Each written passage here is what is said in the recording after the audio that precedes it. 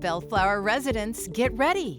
The citywide residential card exchange begins February 9th.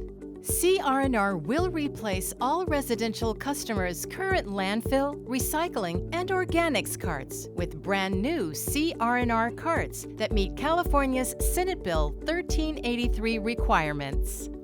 This exchange is expected to run through May 2026, so be sure to mark your calendars. And the best part? There's no additional cost. For your convenience, the card exchange will take place on your regular collection day. Simply place all carts at the curb by 6 a.m. CR&R will collect your old carts and swap them out throughout the day. Once the exchange is complete, you can bring in your brand new carts. Thank you, Bellflower, for making CR&R a part of your community.